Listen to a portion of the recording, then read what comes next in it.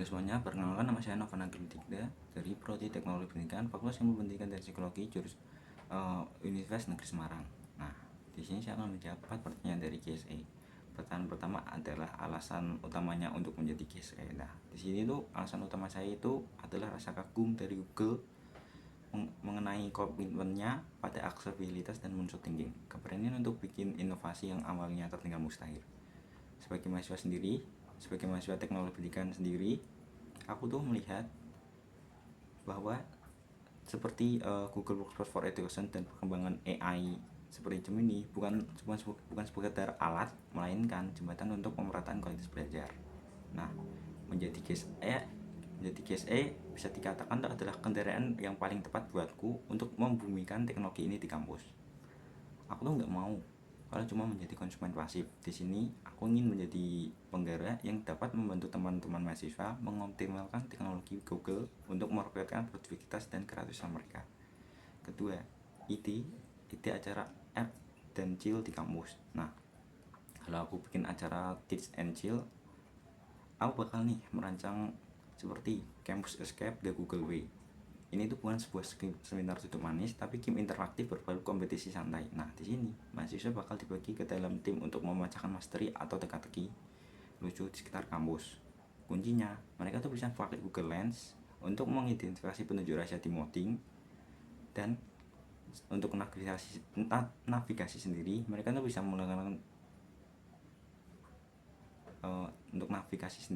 bisa menggunakan Google Maps, sedangkan untuk brainstorming mereka bisa menggunakan Google Gemini untuk memecahkan masalah. Nah, setelah di garis finish, di sini tuh kita bakal nongkrong bareng sambil mendengerin live musik. Jadi mereka tuh bisa seru-seruan tanpa penat dan tanpa sadar. Mereka tuh bisa belajar fitur-fitur hidden game dari Google itu sendiri. Lalu selanjutnya satu pemikiran out of the box, yaitu adalah dulu saya pernah disuruh oleh dosen saya sendiri untuk membuat RPP, rancangan pembelajaran siswa. Nah, di situ saya tuh menggunakan topik dengan judul pengolahan data dalam situasi kehidupan. Nah, masalah utamanya di sini tuh belajar statik dan pengolahan data itu seringkali dianggap momok yang membosankan dan terlalu abstrak bagi anak usia SMP. Kalau saya hanya pakai metode seperti ceramah atau contoh standar seperti angka pelemparan dadu, mereka tuh bakal dipastikan bisa kehilangan minat dalam memproses pembelajaran. Nah, di sini saya tuh berpikir bagaimana nih caranya membuat angka-angka ini terasa hidup dan relevansi dengan dunia mereka sehari-hari. Solusi yang saya rancang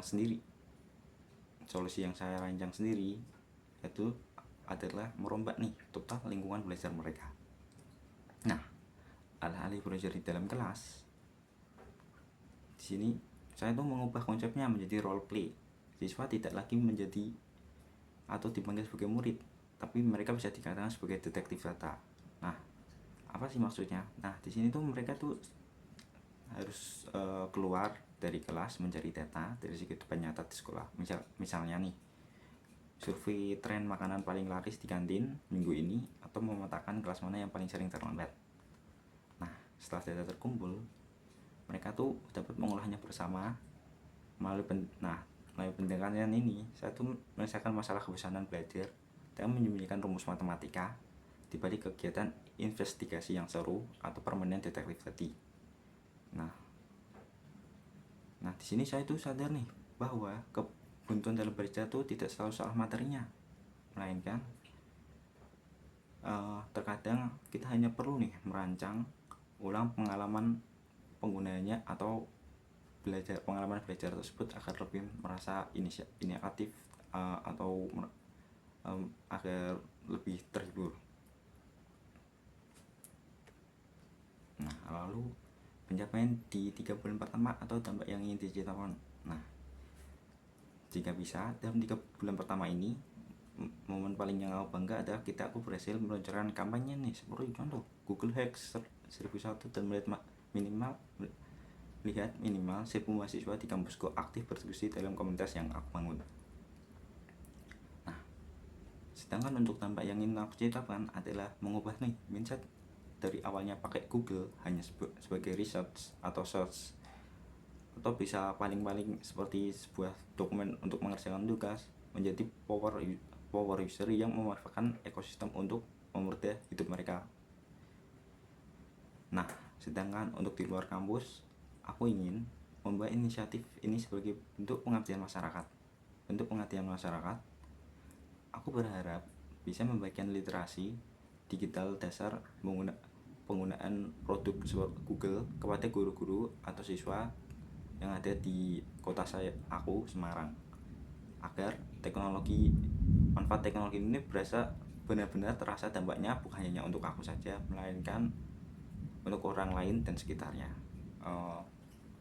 Mungkin itu saja dari saya dalam 4 pertanyaan tadi. Terima kasih telah mendengarkan. Maaf jika mungkin ada kata-kata terbelit atau susah untuk dipahami. Sekian dari saya. Terima kasih.